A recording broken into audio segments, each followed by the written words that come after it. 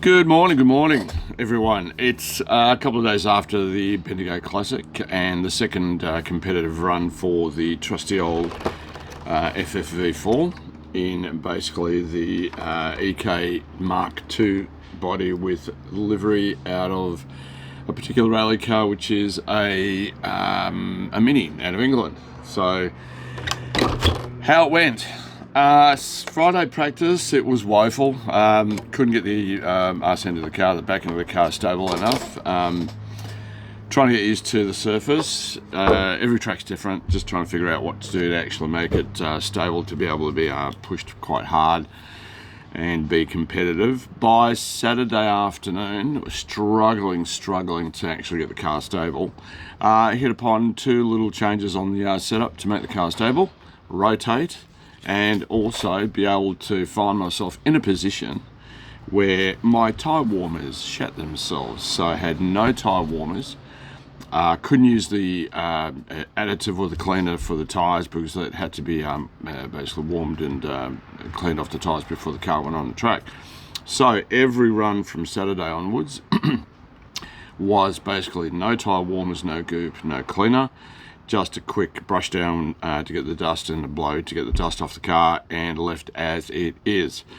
Car was awesome. One lap to get it bedded in ready for the race, put it on the starting line, and it performed very, very well. Short of my driving being a little bit haphazard every so often, the car was competitive. I need to drive harder. That's all it comes down to. It was stable. It was fast. A couple other more changes on Sunday to make the car a little bit more competitive in the field of all mid-mounted cars, pretty much so. Mid-mounted front-wheel drive cars. Rotation was a little bit weird. Every so often it was on one or two corners at Bendigo, which were quite aggressive corners, it'd want to flick the arse end of the car around. So back to the drawing board to figure out what to do. So I had to drive fairly conservatively just to make sure that it didn't have that tendency to want to spin itself out. Two very, very simple changes. Number one, I put a sway bar on the rear, but what I did on the sway bar, and you can't quite see it on there, on the inside screw point of the sway bar, I put I think it's about a 0.5 shim to lift the sway bar. Instead of sitting like this on the rear arms, it actually just leveled out the sway bar. So now the sway bar is running nearly horizontal on the rear because the arms are sitting like this on the car for the ride height that I chose. So it's now running dead flat, nearly dead flat, I could say. And change the ride height on the car. Running nearly 5.4, 5.6, I've gone from on the front 5.8, 5.4. So much higher on the front compared to the rear. Absolutely bang on made the car more stable and easy to throw into a lot of the corners to try and actually get it to rotate as hard as what the mid frontiers were doing. At that stage then, the car was awesome. I need more track time. I was able to drive better than a couple of the other people, but mistakes along the way killed that possibility of going any higher. I think I finished 8th overall. At one stage I was running 6th, but mistakes just threw me back. That's all it comes down to. It's mistakes when you're racing.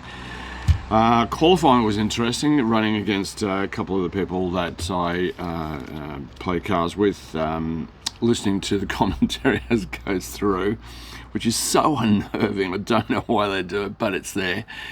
Every time I went over the loop for my qualifiers, it kept on saying Ren 1, and I'm thinking, wow, this is great. And then the mistakes happen. One roll over here, one roll over there, too tight on a corner, and you drop from running first in your qualifier right down to 4th. That's what racing is. You know, the jitters got to me, and that stuffed me up. But in the finals, the car's a rocket.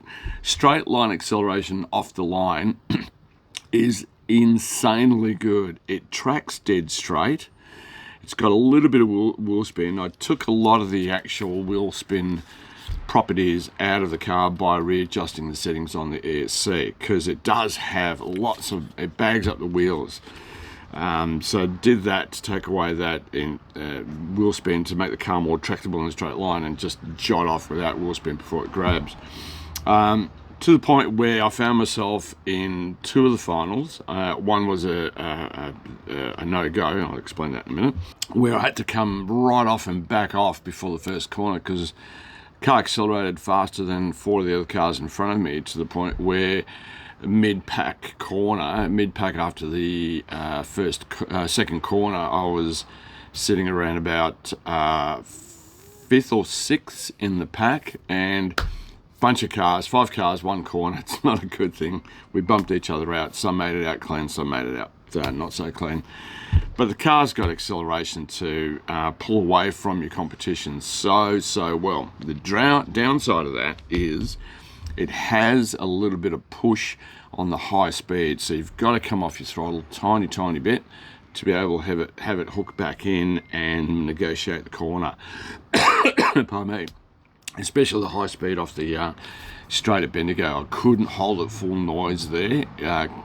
It just wanted to always push out a little bit, and if you came off too much, you'd find yourself turning in too aggressively. So it's a bit of a balance on spring and oils and a bit more play with the ride height before I get that locked in. But all in all, the car was absolutely brilliant. Can't complain about the car.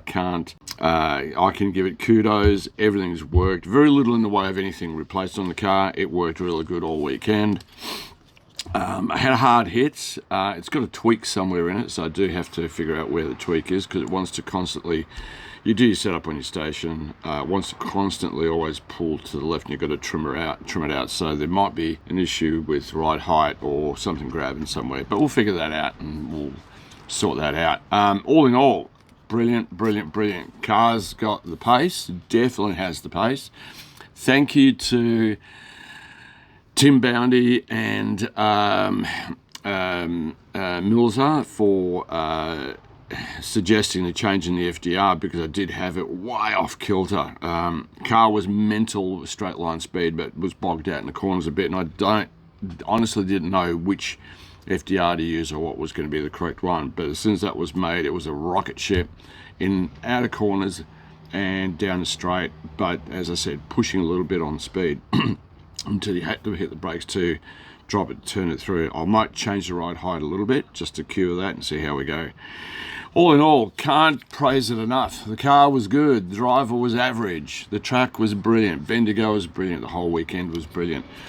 No tyre warmers on the tyres, no goop on the tyres, same front and rear, which were the Volante 32 radials. I think they were a bit soft for the weekend, especially in the afternoon, because the track temperatures got up to about 56, 58 degrees, and it was about 30 odd degrees outside, so it was quite warm, and they were actually heating up really fast. By about the third minute, though, you could tell that the tyres were cooked. But all in all, so chuffed. The next outing will be, might try it at Geelong, see how we go if there's something happening this weekend coming, because Bendigo was the weekend just passed. I'm not driving it in WA. I'm trying the good old, here we go, good old MTS T3 MC. This will be my last run in competitive 13.5. I just want to go and see if I can still drive in the really fast competitive class with the rest of the established boys, and see how we go. But all in all, Blitz Civic body, that's how much is inside the body at the end of the run. The tyres are working overtime on the front, not a lot on the rear, so you can see that it was a lot of swarf coming through. EK Mark II, EK9 Mark II out of Blitz. Equal tyres, front and rear, are now working. It's a Boral, painted Boral surface similar to Cirque and similar to a lot of the tracks, so it works really good. No tyre warmers, tyre warmers chat themselves, so I didn't have anything there. Because the day was hot, I put in one of the faster Team Powers fans just to keep the motor cooled down a little bit more than what it was. Still running the standard fan. This just blew a lot more harder onto the motor. Changes on the car, front and rear suspension didn't change at all. It stayed the same. I didn't want to do big changes to see what it does. I now know what I need to do, see how I can actually get it to go on the faster, high-speed sweepers, so it doesn't have that tendency to want to push a bit too much. But all in all, it has and was a fantastic weekend. Can't complain. Car was brilliant. It worked. I'm going to say it again. Car was brilliant. It worked. Raised a few eyes. Bit a couple of people more so than what they anticipated or I anticipated. Bad driving and my inability to keep it consistent put me down the field, but hell, I'll do it again. Car's great, can't complain. Out of the box, the conversion set with the independent rear end. Have a good day, guys. Take care of yourself. It is Tuesday. Got to get stuff done for the Nationals weekend after next. Any news that comes up with other stuff that is going to be happening with the brand, with the cars, I'll keep posting up. Other than that, take care of yourselves and ciao for now. Good luck.